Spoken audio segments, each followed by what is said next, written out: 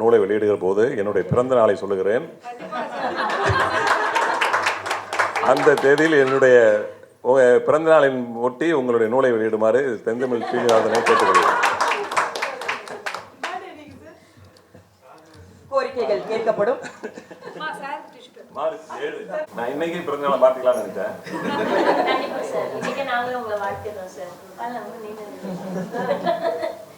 வாழ்க வாழ்க வாழ்கவே வான போற்ற வாழ்கவே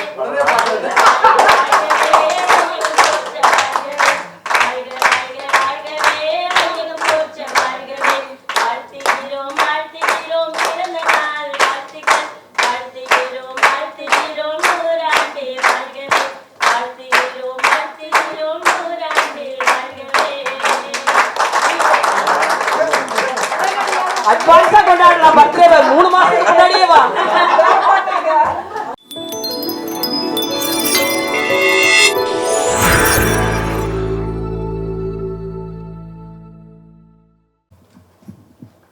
தொகுப்புரையே ஒரு கவிதை புத்தகமாக போடலாம் அப்படின்னு மனுஷபுத்தன் சொல்றாரு. ஆகவே தயாரிப்போடு வந்திருக்கிற தொகுப்பாளருக்கு என்னுடைய வணக்கம். இது ஒரு குடும்ப விழா போல கூடியிருக்கிறீர்கள். ஒரு நூல் வெளியீட்டு விழா, நிறைய அக்காக்களோடு இந்த புத்தகத்தினுடைய மைய கருத்தை காட்சியாக காணுகிற ஒரு விழாவாக நடைபெற்று கொண்டிருக்கிறது. இந்த விழாவினுடைய தலைமை உரையை ஆற்ற இருக்கிற தமிழின் சிறந்த கவிஞர் மனுஷபுத்திரன் அவர்களே, இந்த நூலை பெற்றுக்கொண்டிருக்கிற இயக்குனர் அன்பு நண்பர் மீரா கதிரவன் அவர்களே,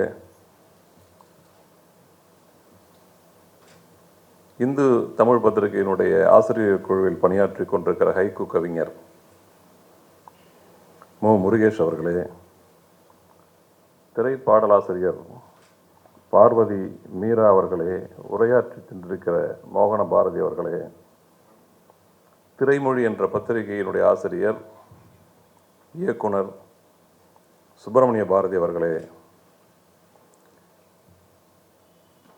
எதிரிலே அமர்ந்து கொண்டிருக்கிற நண்பர்கள் நிறைய பேர் நூலாசிரியர்கள்.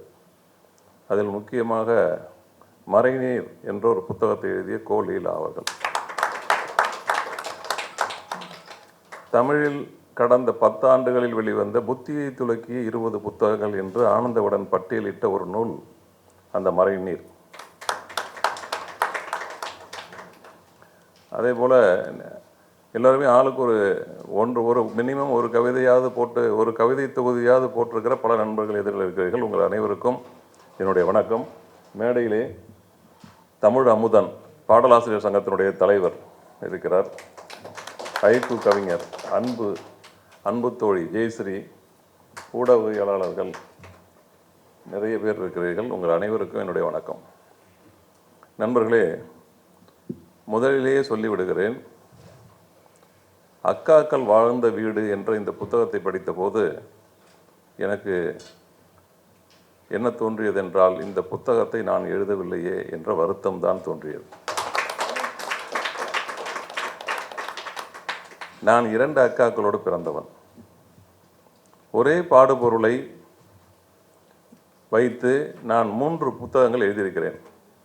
இருளும் ஒளியும் என்ற ஒரு புத்தகம், அதில் இருளை பற்றி 100 கவிதைகள், ஒளியை பற்றி 100 கவிதைகள்.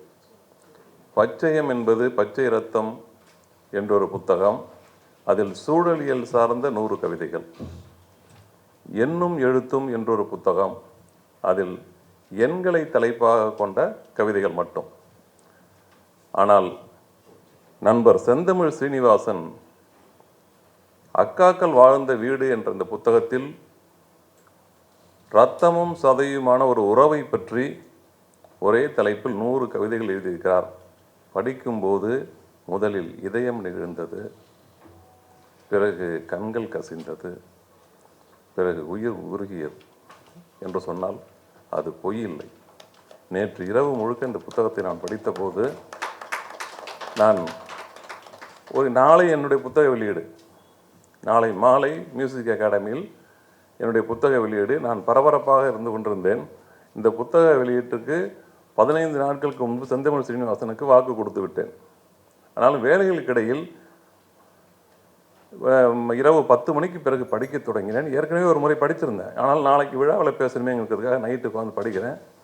மறுபடியும் படிக்க இந்த புத்தகத்தில் இருக்கிற கவிதைகள் என்ன செய்தது என்றால், என்னுடைய அக்காக்களை பற்றி நினைவுகளை கிளறிவிட்டது. நான் பள்ளிக்கூடம் போவேன். 2வது 1ஆம் வகுப்பு படிக்கும்போது அவர் 5ஆம் வகுப்பு, எங்கள் அக்கா. 5ஆம் வகுப்பு படித்தால் அக்கா என்றால் அது குழந்தை தானே. அவங்க தயாராகி என்னையே தயார்படுத்தி, நான் அவசரமாக வீட்டுக்கு பாடம் பண்ணலை அப்படின்னு சொன்னால் அந்த நேரத்தில் உட்காந்து எனக்கு அவசரமாக வீட்டு பாடம் எழுதி கொடுத்து என்னை கொண்டு போய் வகுப்பில் உட்கார வைத்து விட்டு, அதற்கு பிறகு அவர்கள் வகுப்புக்கு லேட்டாக போய் அங்கே வாத்தியார்ட்டையோ டீச்சர்ட்டையோ திட்டு வாங்குவாங்க. இப்படி நிறைய ஒவ்வொருவருக்கும் ஒரு அனுபவம் இருக்கும். இதெல்லாம் எனக்கு நினைவுக்கு வந்தது. நான் சிறு வயதில் படுக்கையிலேயே மூத்திரம் போயிடுவேன். அப்போ வீட்டில் எங்கள் அப்பா ஏந்திரிக்கும் போதே அடி வாங்கிட்டு தான் ஏந்திரிப்பேன். ஆனால் அப்போது என்னை காப்பாற்றுவதே எங்கள் அக்கா தான். எங்கள் அப்பா என்ன பண்ணுவார், அந்த பாயையும் தலைவாணியும் போர்வையும் எடுத்து இவன் கையிலேயே கொடுத்து, சின்ன பையன் எடுத்துகிட்டு போய் எங்கள் காலனியில் ஒரு 30 வீடுகள் இருக்குது. 30 வீடுகள் இருக்கிற அந்த காலனியில் இந்த பாயையும் தலைவாணியும் நானே அடிவைப்புக்கு எடுத்துகிட்டு போய் அங்கே அலசிட்டு கொண்டு காய போடணும். அப்போ தான் இவனுக்கு புத்தி வரும் என்று அப்படி கூப்பிட்டு போவாங்க. கூட வருவது எங்கள் அக்கா தான். அடிவைப்பில் தண்ணி அடிப்பாங்க, நான் அலசுவேன். அப்பா அந்த தண்டனை கொடுப்பது அவருடைய கண்டிப்பு. நான் அதன் மூலமாக நான் திருந்து அந்த அந்த பழக்கத்திலிருந்து விடுபடுவேன்னு. ஆனால் இந்த தண்டனையின் மூலமாக எனக்கு பயம் அதிகமாகி அது தொடர்ந்ததை ஒழிய அது நிறுத்தலை. அதுக்கு பிறகு அந்த பயம் போவதற்கு, பயம்தான் என்னை இப்படி பண்ணுது அப்படிங்கிறது அவருக்கு புரியல. அது ஏதோ ஒரு அந்த மாதிரி சின்ன வயதில் அந்த நினைவுகள் வந்தது. அதற்கு பிறகு நான் கவிதை படிக்கிறேன் கல்லூரியில் படிக்கும்போது. அப்போ அவங்க பூ கட்டாத, நோட்டு புத்தகம் தைக்காத அக்காக்கள் இந்தியாவிலே இல்லை. எங்கள் வீட்டுக்கு பக்கத்தில் ஒரு பைண்டிங் ப்ரெஸ் இருந்தது. அந்த பைண்டிங் ப்ரெஸ்ஸில் நோட்டு புத்தகங்களை தைத்து கொடுத்தால் ஒரு கட்டு 60 நோட்டு இல்லை 60 நோட்டுகளை தைத்து கொடுத்தால் 60 பைசா. அப்போ அவங்க ஒரு நாளைக்கு 10 கட்டு தைச்சிருவாங்க, 6 ரூபா கிடைக்கும். மாதத்தில் 20 நாள் அந்த வேலை வந்துக்கிட்டே இருக்கும். இப்போ அந்த பணத்தை நான் கவிதை புத்தகம் படிக்கிறேன் 10th 12th எல்லாம். அப்போ நான் கவிதை புத்தகம் வாங்குவதற்கு காசு யார்கிட்ட வாங்குவேன்னா எங்கள் அக்காட்ட தான். அதற்கு நான் இன்றைக்கு கவிஞனாக இன்றைக்கு உங்கள் முன்னால் நிற்கிறேன் என்றால் நான் படித்த கவிதை புத்தகங்களுக்கு உரம் போட்டவர் எங்கள் அக்கா. இந்த புத்தகத்தில் படிக்கும்போது உங்களுக்கு அவ்வளவு ஞாபகங்களை கிளறி விடுகிற, இந்த கவிதைகளை எடுத்து சொன்னால்தான் இந்த புத்தகம் சிறந்த புத்தகம் என்பதல்ல, உங்களுடைய எல்லா நினைவுகளையும் அது கிளறி விடுகிறது. அற்புதமான ஒரு புத்தகம். இந்த புத்தகத்தில் குறை சொல்வதற்கு ஒன்றும் இல்லை என்று தான் நான் நினைக்கிறேன். சில கவிதைகளை நான் படித்து உங்களுக்கு அவற்றை பற்றி பேசுவேன். ஆனால் இந்த புத்தகம் உயிரும் உணர்வுமாக இருப்பதனால், இரத்தமும் சதையுமாக இருப்பதனால், இரத்த கையெழுத்து போடும்போது அதில் எழுத்து பிழைகளை எண்ணி பார்க்கக்கூடாது என்று நான் கேட்டுக்கொள்கிறேன். இதில் 1-2 கவிதைகளை மட்டும் நான் சொல்லிவிட்டு விடைபெற விரும்புகிறேன். ஏனென்றால் நாளைக்கு உள்ள வேலைகளை கவனிப்பதற்காக செல்ல வேண்டும். என்ன அழகாக சொல்கிறார் பாருங்கள், ஷார்ப்பாக. அவர் ஹைக்கூ கவிஞரும் கூட. எவ்வளோ அழகாக சொல்கிறார் பாருங்கள். அக்கா பிறக்கிறாள், அம்மா தாயானாள். தம்பி பிறந்தான், அக்கா தாயானாள். சுருக்கமாக அவர் அதை ஷார்ட் அண்ட் ஸ்வீட்னு சொல்லுவாங்க பாருங்கள். கவிதையினுடைய மிக முக்கியமான பண்பாக என்னுடைய கல்லூரியில் படிக்கும்போது எங்கள் பேராசிரியர் ஜானகிராமன் ஒருத்தர், கவிதை இலக்கணம் என்ன அப்படின்னு அவர் சொல்லி கொடுத்தார். SSS அப்படின்னாரு. Short, sweet, sharp. அது இருந்தால் போதும். அது நான் இந்த கவிதை கவிஞன் என்பதனால் எனக்கு டிப்ஸ்லாம் கொடுப்பார். அப்போ அவர் சொல்லி கொடுத்தது இந்த 3S. இந்த 3Sம் இருக்கும் இவருடைய கவிதைகளில் பார்க்கும்போது. அவ்வளோ ஷார்ட்டாக இருக்குது, ஸ்வீட்டாக இருக்குது, ஷார்ப்பாக இருக்குது. அக்கா பிறக்கிறாள், அம்மா தாயானாலாம். தம்பி பிறந்தான், அக்கா தாயாகி விட்டாள். இன்னொரு கவிதை பாருங்க. அக்கா முதன்முறை சேலை கட்டினாள், அம்மாவின் சேலை என்பதால் அவ்வளவு கச்சிதமாக இல்லை. ஏன்னா சேலை வந்து 16 கஜம் 8 கஜம் பெருசாக இருக்குது, குட்டி பாப்பா. அப்படி பார்க்கும்போது அவளுக்கு அவ்வளோ கச்சிதமாக இல்லை. ஆனால் அம்மாவாக கச்சிதமாக இருந்தால் அந்த பண்பு வந்து அவளை அம்மாவாகவே மாற்றி விடுகிறது. ஏன்னா அக்காக்களுக்கு பெரும்பாலும் அம்மாவின் சாயல் என்றாலும் கோவப்படும் போதெல்லாம் வந்துவிட்டு போவார் அப்பா. இதில் என்னென்னா, அக்கா வந்து அன்பு காட்டுகிறவள் மட்டுமல்ல, தவறு செய்கிற போது அப்பாவிடம் இருக்கிற கண்டிப்பு அவளிடம் வந்து விடுகிறது. அக்காவை பார்த்து நாம் வந்து உதவி பெறுவது மட்டுமல்ல, நாம் தவறு செய்யும்போது அதை கராராக வந்து அதை தடுக்கிறவள் அக்கா தான். அதை வந்து நம்ம வந்து பல சமயங்களை சொல்ல முடியும், சில விஷயங்களை நான் மேடையில் சொல்ல முடியாது. அதாவது இந்த மாதிரி வாய்ப்புகள், இந்த மாதிரியான செயல்களை செய்தால் உன்னோட நான் பேச மாட்டேன். அவங்க கொடுக்குற மிகப்பெரிய தண்டனை என்ன? நான் உன்னோட பேச்சுவார்த்தை நிறுத்திடுவேன். அப்படி பேச்சுவார்த்தையை நிறுத்திட்டா நம்மளால் அதை தாங்க முடியாது. ஒரு 10 நாள், ஒரு வாரம் அந்த நீடிக்கிற அந்த மௌனம் நம்மளை வந்து ஒரு மிகப்பெரிய குற்றவாளியாக, நம்மை வந்து தாங்க முடியாத தண்டனையாக அது மாறிவிடும். அப்படி தான் அக்கா ஒரு தண்டனையை கொடுப்பார். அதை வந்து அதே போல் பல குடும்பங்களில் இப்போது, முன்னாடியெல்லாம் வந்து அண்ணன் தம்பி வயதுக்கு வந்ததுக்கு பிறகு, பெரியவனானதுக்கு பிறகு அண்ணன் தம்பிலாம் பங்காளியாக மாறிடுவான். ஆனால் அக்கா தங்கைகள் எப்போதும் அக்கா தங்கைகள் தான் என்று நாம் நினைத்து கொண்டிருந்தோம். இப்படி தான் நம்முடைய மரபில் இருந்தது. ஆனால் இப்போது அக்காக்களும் நமக்கு பங்காளிகளாக நம்முடைய சட்டம் வந்து விட்டது. அதை நாம் ஏற்றுக்கொண்டு விட்டோம். அது ஒரு பெண்களுக்கு வந்து இன்னும் எவ்வளோ நாளைக்கு நீங்கள் தியாகம் பண்ணிக்கிட்டே இருக்கிறது. கலைஞர் அந்த சட்டத்தை கொண்டு வந்தார். இன்றைக்கு அக்காக்களும் அதனால் என்ன ஆயிடுச்சு, நான் செய்தித்தாள்கள் பார்க்கும்போது மிகவும் வந்து ஷாக்காக, அது வந்து என்னால் தாங்க முடியாத செய்தியாக இருக்கும். அக்கா கணவரை இந்த சொத்து பிரிக்கும் போது வெட்டி விட்ட தம்பியை நான் பார்க்குறேன். இது எப்படி நடக்குது? ஏண்டா, நம்ம வந்து உலகத்திலேயே நம்ம பாசம் வைத்திருப்பது யாருன்னா மாமா மேலே தான்.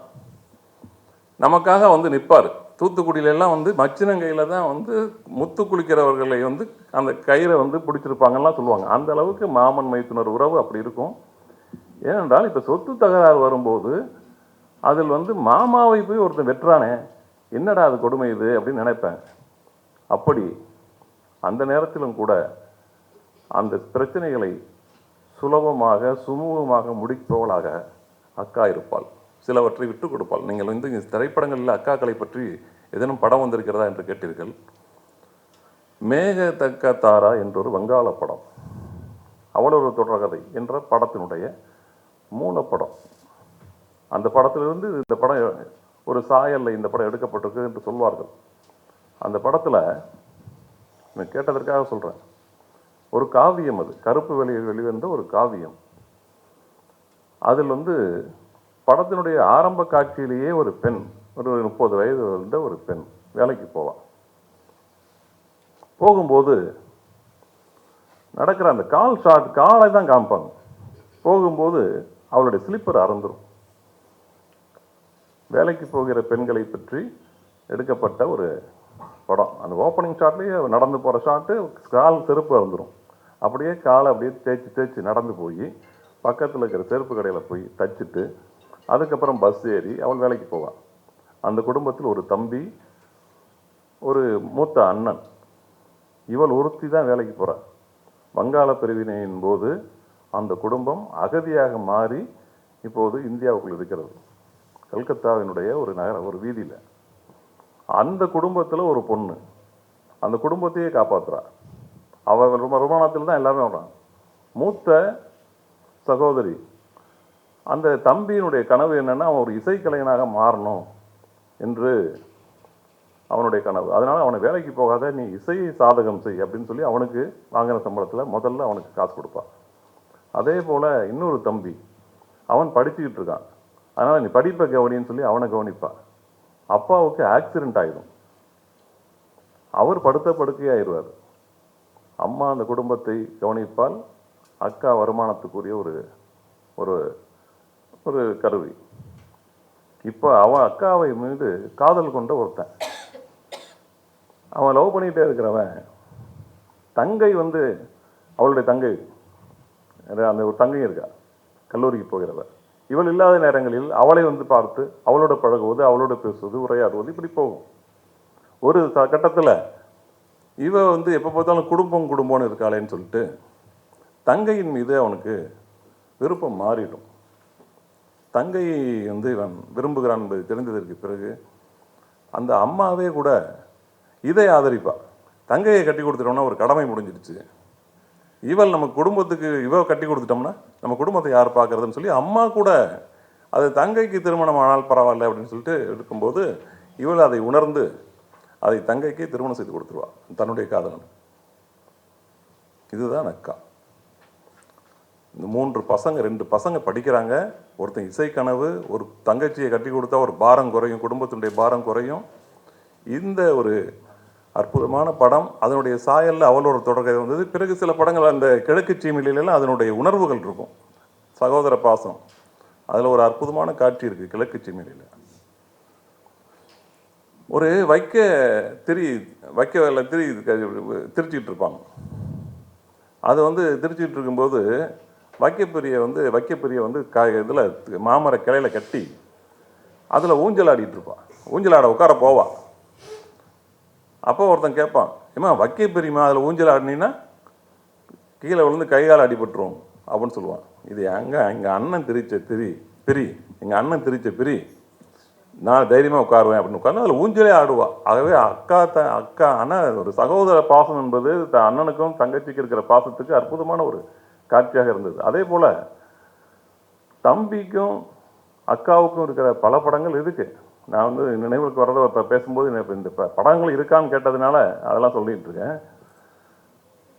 நிறைய படங்கள். பாசமலர் வந்து தங்கையின் மீது அண்ணனுக்கு இருக்கிற பாசம், உறவுகளை வந்து படம் எடுக்கும்போது அவ்வளவு சுகமாக இருக்கும். நான் வேலை செய்த முதல் படம் இயக்குனர் லிங்குசாமியினுடைய ஆனந்தம் படத்தில் உறவுகளுக்கிடையே இருக்கிற ஒரு சுகத்தை படம் முழுக்க அப்படியே வந்து நீட்டித்து அழகாக எடுத்திருப்பார் இயக்குனர் லிங்குசாமி. அதில் வந்து அக்கா இல்லை அந்த குடும்பத்தில். லிங்குசாமியினுடைய வீட்டில் அக்கா இல்லை, தங்கையும் இல்லை. அவங்களோட 4 குழந்தை, 4 பேரில் ஒரு தங்கச்சி பிறந்து சின்ன வயசுலேயே செத்து போச்சு. அந்த ஏக்கம் அவருக்கு இருந்துக்கிட்டே இருந்தது.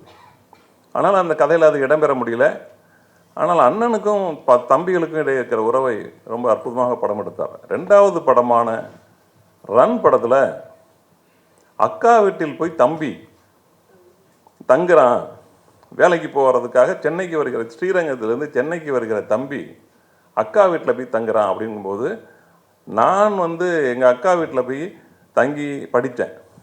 அதை சொல்லும்போது அவருக்கு அந்த பின்னணியை பயன்படுத்தினார். நான் அந்த கதை விவாதத்தில் இருந்ததுனால அதில் வந்து அந்த பின்னணியை பயன்படுத்தினார்.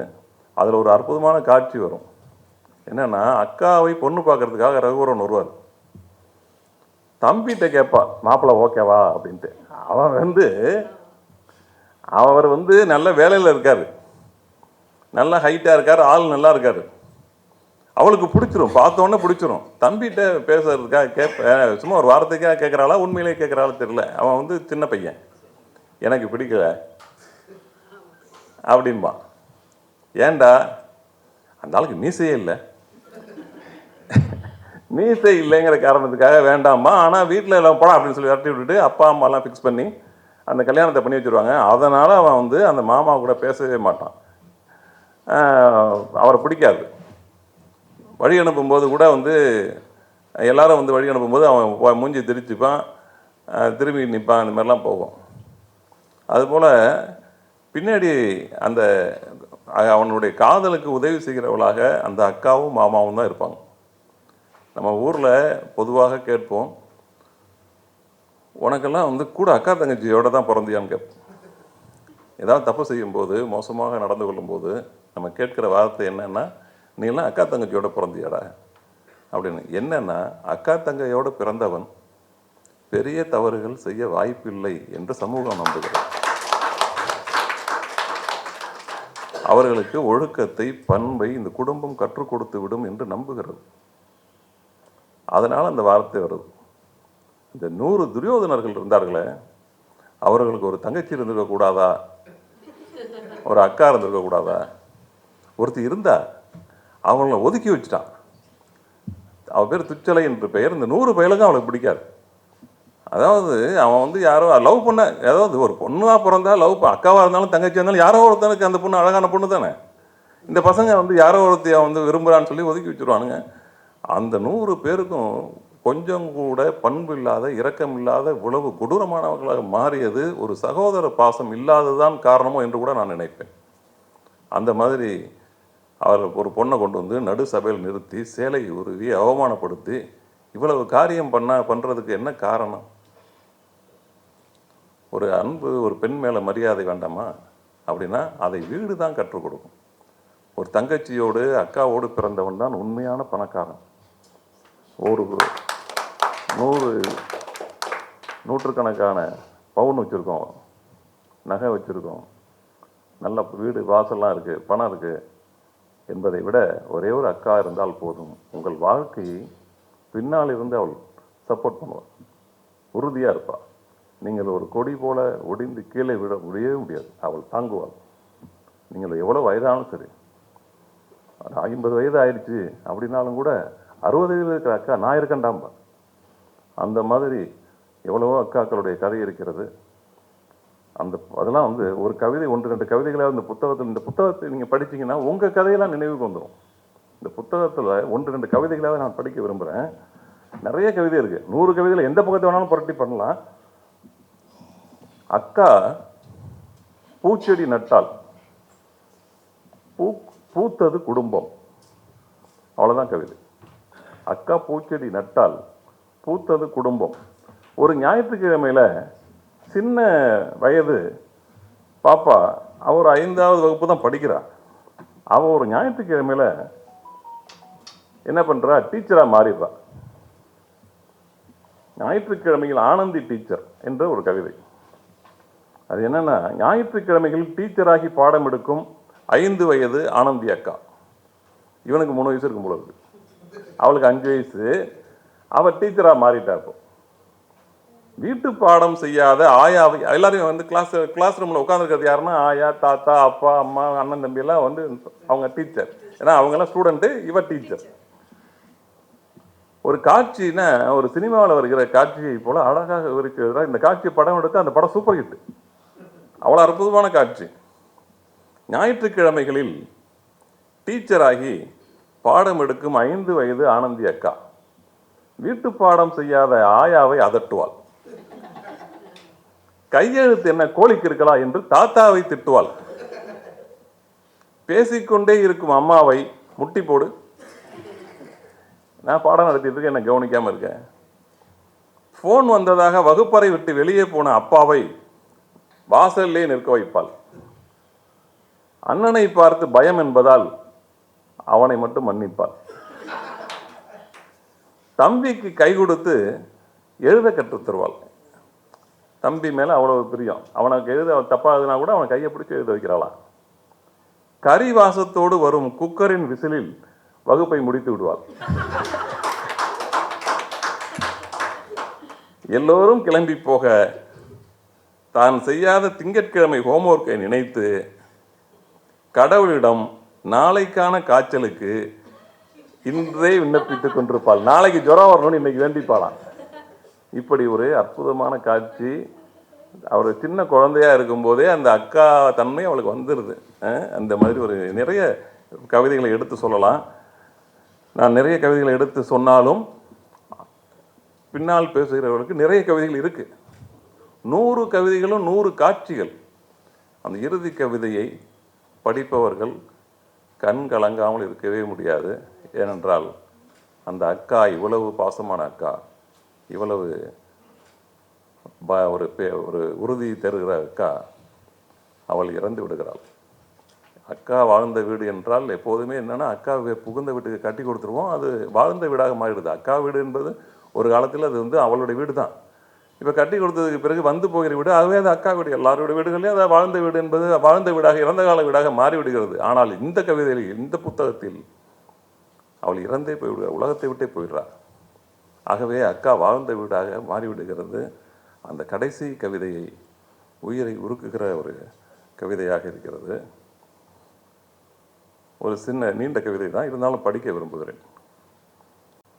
இடுகாடு மேட்டில் வைக்கப்பட்ட அக்காவிடம் பாட்டு பாடி தட்சணை கேட்டுக்கொண்டிருந்தார் ஹரிச்சந்திரன். அந்த இடுகாட்டில் இருக்கிறவன் யார் துன்பத்துக்கும் சட்டென கண்ணீர் விட்டு தேற்றும் அக்காவின் இலகிய மனசு அன்று தேம்பி தேம்பி அழுது கொண்டிருந்த தம்பியை தேற்ற வராமல் கல்லாகி இருந்தது. இவன் அழுதுட்டு அடிச்சுட்டு அழுது புலம்பிட்டு அழுதுகிட்டு இருக்கான். அவன் கல் மாதிரி படுத்து கிடக்கான். நெருப்பு வைக்கப்பட்டது. அடுப்படியில் பட்ட எத்தனையோ தீக்காயங்களை சொல்லாமலேயே மறைத்த அக்கா இப்பெருந்தியை எங்கனம் மறைப்பாள்? எத்தனையோ வாட்டி அவள் கையில் சூடுபட்டுருக்கு. அதெல்லாம் நம்மளாம் லேசாக, அதாவது நம்மலாம் வந்து ஆண்கள் ஏதோ பெரிய மாதிரி சொல்லிட்டு இருக்கோம். தினம் நெருப்போடு விளையாடுகிறவள், தினம் ஆயுதத்தோடு புழங்குகிறவள் பெண் தான். கத்தி, அருவாமனை, கடப்பாறை, தேங்காய் உரிக்கிறது எல்லாமே ஆயுதம். அவள் நினைத்தால் அவள் கையில் இருக்கிற எல்லா ஆயுதங்களை வைத்து கொண்டு நம்மளை தாக்க முடியும். ஆனால் அந்த ஆயுதங்கள் எல்லாவற்றையும் அவள் பயன்படுத்தி விட்டு அன்பை மட்டுமே ஆயுதமாக பயன்படுத்தக்கூடியவளாக பெண் இருக்கிறாள். அவள் எத்தனையோ வாட்டி சூடு போட்டிருக்கா, அதெல்லாம் தாங்கிக்கிறா. கையில் பார்த்தீங்கன்னா அவளுக்கு தழும்புகள் இருக்கும்.